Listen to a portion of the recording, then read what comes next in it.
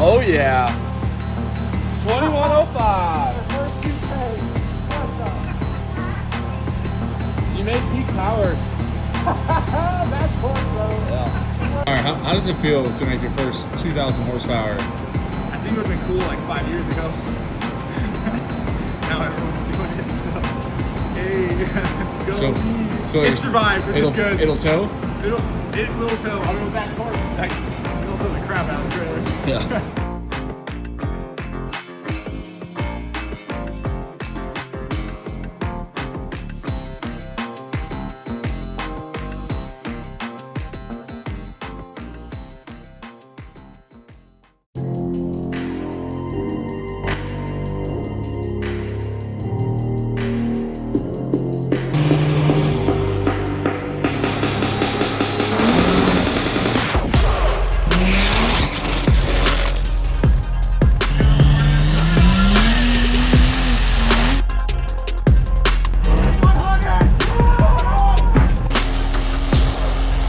Guys, we are here at Weekend on the Edge. The weather could be better. Unofficial weather report, slight chance of showers, about 68 degrees outside. We pulled up, and I'll be honest, the guy at the gate was like, this truck is so clean, park her in the show and shine. So we did. I wiped her down. Nothing compared to Wes Beeman's side piece over here. They were nice enough to save us a spot. And Meyer is going to try to win the Unlimited class and the large compounds. See what it does. And then Tino will make an appearance in small compounds as well. Probably not. Oh, It could. rookie. And we got Blakely, we got Miss Tessa. And yeah, we'll get you guys some footage. We may or may not sled pull this. We have it set up to sled pull. I put my hitch in it. We got the tire pressure kind of set where we think we need it. I got the hitch on her, but it kind of depends on how the time stacks up. We'll see what it looks like. Down a little the first one. But we got vendors out here. We just talked to Bridger, the quad cab industrial injection truck, and we're gonna take a look, maybe try to get you guys some footage, and enjoy the day. We're also gonna get Wes over 2K. That is the goal. We're gonna get that. Blakely, you want to say anything? I like that your hair looks like that. Very stylish. Very brave of you.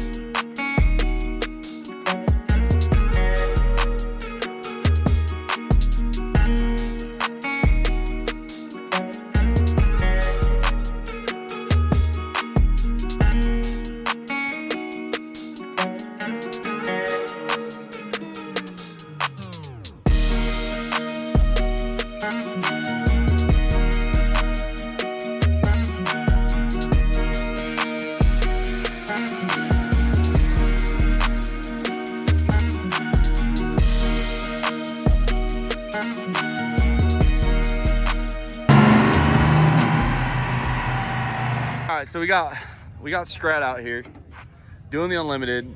We got the cables. Meyer does not need a trans blanket because his case is SFI approved. We got 2 full 15-pound bottles now, unlike the dyno testing, which we were just doing a proof of concept on that. I apologize. I'm gonna put that. So clip what's in there. everyone think about spark plugs? Just kidding. We did all of the testing on very empty bottles when Meyer made that 2000, and I wasn't sure how it was gonna go, so I recorded it wrong, but I'll throw that in here for you guys now. But Meyer made his 2100 horsepower dyno pull. Now he's got 2 full bottles. We got a tune-up in there, and what's the goal, Meyer? We want to beat Bridger, but like 2600 horsepower? Yeah, I mean, if Bridger makes 25-17, I want to make 25-18. Okay, so we want the belt. I want the belt. I won a belt like 3 years ago, and Josh stole it from me. Whoa. Number one, it was 4 years ago. Number two, he decided to steal all of my stuff, and I said he could keep the money. And at the time, that was really all you wanted. That was a different financial time for both of us. Very similar financial time. Yeah. But no, Meyer's gonna do his thing. We're rooting for him.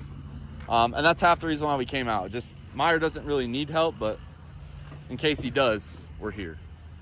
And yeah, hang out with Wes. We're gonna get his nitrous dialed in, and hopefully he makes a nice smack as well. Yeah.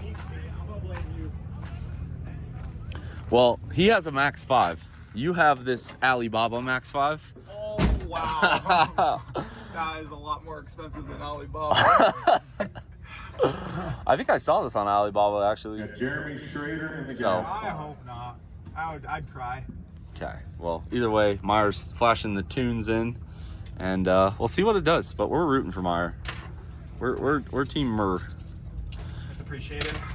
So we'll record this right now, but how much are you gonna pay me to make sure you win? Happy to help. For a price. You're gonna have... One belt. No! I will lose with honor! Okay. No, we're just teasing, guys. The sled pulling so far, it looks like they sold out of tickets, so I don't think we're gonna be able to do that, which is unfortunate, but you know, that's great for them. I'm glad they filled the whole ticket. I'm happy. And yeah, we'll just keep rolling the action. Hopefully you guys enjoyed some of that cinematic footage of the sled pullers, some of the dyno trucks, and get some close-ups on some of that stuff. Pretty cool stuff here. And I'm looking at the sled right here. She's looking pretty stout. Fuel only first. And hey, Tyler, if you watch my channel or not, I went up there and talked to him a little bit. Probably not as good as your, pep talk, but we did what we could. All right. Somebody needed to be there, and you weren't there, Tyler. So we're doing fuel only for Bridger first.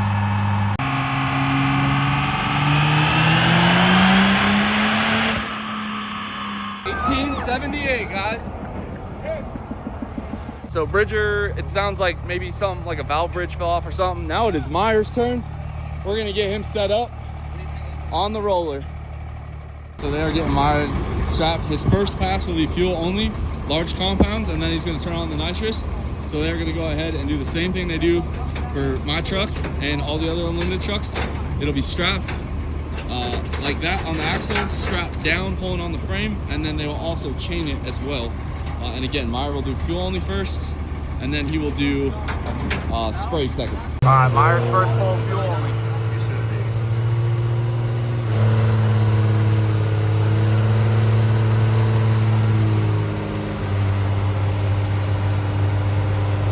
Calibration time.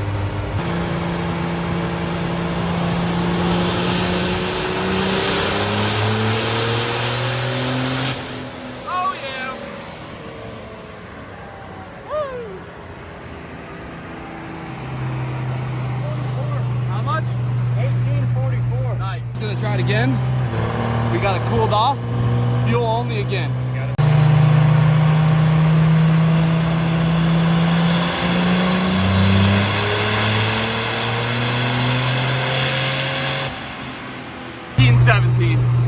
Fire's up, bottles are on. He is confident, so is Cody. Good luck, guys.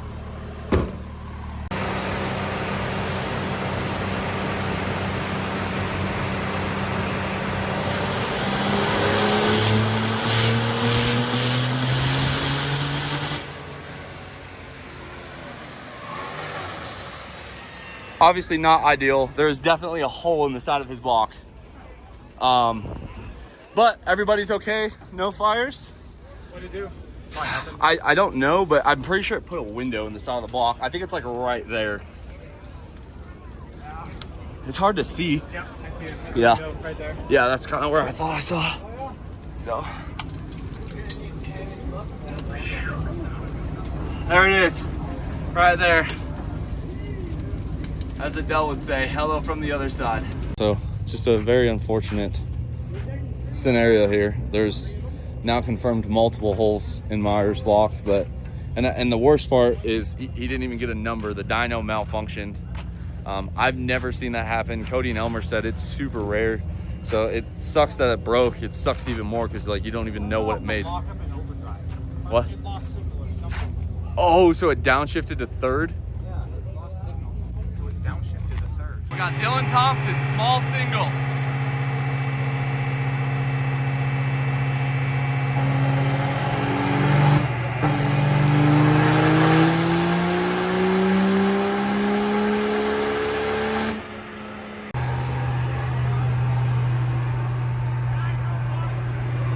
Guys, so we're here getting our diesel. This will be us, work stock, second hook. Hopefully this is the order they're going in as well. It'd be pretty cool. All right, folks, so we got Meyer's truck loaded on the trailer. Shouldn't say we, Meyer did, but we are looking at work stock is down there, excuse me. Open street, I think, is down there. Got some of the Limited Pro, some of the two-wheel drive, four-wheel drive gas. Obviously, if you can see the superchargers, carburetors, zoomy pipes, those are gas. Got 48 trucks to hook tonight. I'm not sure if Austin Elsmore is here or if somebody bought his truck, but there is Ace Diesel, old rig there. And Edge is our first pull. So we are pulling third. Edge will do an exhibition pull, and then we are our second pull in work stock. And then cool part is if we do win or anything, they're gonna mail it all out so we can get home at a decent hour. It's about a 4-hour drive to Meyer's house. But let me show you guys the work stock here and what they got going on. There is our sled right here. So, I mean, anytime you see a DDP sticker on a sled, you know it means business. Dynamite gets down in the dirt. Now, one thing to explain about sled pulling, everywhere you go, every organization calls it something different. This particular organization calls the open street outlaw. It's basically any turbo, fuel only, compounds are allowed. And yeah. So all these pulls will be fuel only. Kind of breaks my heart, but is what it is. But there's your outlaw class, which if you guys remember back to Greenville, stuff like that, there it is. So we are in the chute. We drew the second hook of the first class. As you can see, our dashboard is very upset, and that's okay. You know, we pulled the ABS brake TCM, BCM module, so hopefully it doesn't do anything. This is one of the trucks. That's one of the trucks, and then we got the GMC, the third gen, and then there's a 6-liter all the way back there. So should be pretty fun.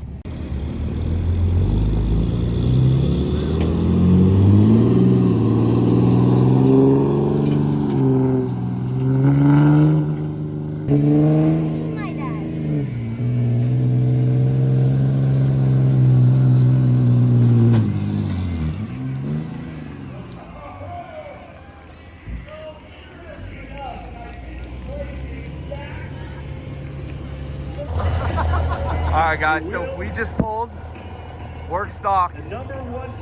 Wes made crazy horsepower.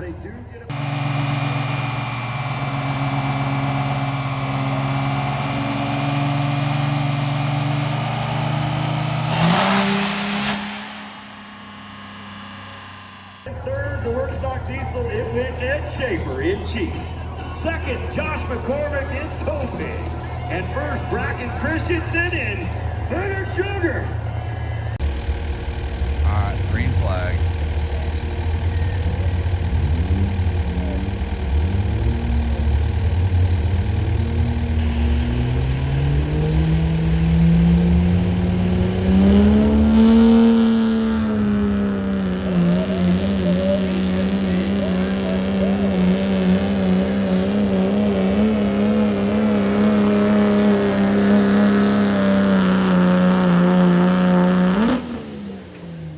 Well, hey guys, we will do an in-depth outro kind of when I get home or to the shop, but while it's fresh in my mind, that PDD 68 freaking ate it. Left in first, went all the way to fourth. just let that old girl eat, and ate she did. We ended up losing, we're first loser. We went 289. I think the winner went 309 or 319. So kind of cool. I mean, like I said before, I will never not smile with sled pulling. Like, it's a great time. So we'll check back with you later. All right, guys, we'll finally talk about Weekend on the Edge in depth real quick. We are back at Power Driven. We made it back. Big congratulations to all the winners. Like I said before, we came in second place in work stock. We got beat by a third gen with a flatbed, but it was fun. I think Meyer kind of cringed just a little bit. I don't know. You left the hole pretty soft, and then it started to bounce at the end. That's when I was like, oh. Yeah, and I did pop her in neutral. And the secret to pulling with a 68 is apparently second gear start, which I couldn't get a tune file for. So I just set the tap shifter to second, babied it till I got to second. They're the same. I did second gear lockup, and then every time I shifted, once it grabbed the gear, I flipped the rotary switch on the CPS4 up. So by the time we got to fourth gear, we were in the highest tune. And then at the end there, I just popped her in neutral. I do not think, I'm not trying to claim that we let out early and could have won. I think that guy put like 30 feet on me, so he was way out there. Yeah. All the rest of the work stock trucks though, we were pretty competitive. I think I came in second by about 8 feet to third place. So everyone else was kind of there in that 270, 280 mark. Meyer, unfortunately, obviously, do you want to talk about any of this, or is it still too fresh? No, it's fine. So, how in depth do you want to go here? I mean, like, what happened? Like, I mean, So, did it fail because you're a terrible engine builder? No, actually, no, not this time. So, long story short, I got in the bad habit back in the shorty days of unlocking and taking the truck out of overdrive. I just got I had so many pulls on our dyno. I just I ended the pull, give it 4 seconds or so, take it out, lock up, take it out of overdrive, and that's when I normally get out of the truck because I'm dynoing it myself. Get out of the truck and look at our computer and see what it made. And so I just got in that habit. Well, now I start talking about bigger horsepower, bigger numbers. That's like higher RPM. That is a very bad habit, and I'm working on breaking it, and I'm doing pretty good. The problem with this weekend is like a perfect storm where their dyno computer failed, and so it didn't. After the run, it's supposed to suck you down, get your engine RPM down. Slow down the truck. Yep. Get your mile an hour down, whatever. And so normally it would do that, and it would have been fine. But their computer failed, so that didn't happen. So it was just coasting there at 200 miles an hour, and I've gotten into the habit now of just pushing the shifter forward. Well, I just changed that shifter to an air shifter setup, so that way now you can't push it forward. You have to pull the trigger about halfway or a quarter of the way to get it into neutral. That way the air shifter can't accidentally shift it into neutral. And so I'm sure inside the cab, I tried to shove it forward, and I was like, oh, it's already forward, must be neutral. Okay, turn off lockup and overdrive as the last thing.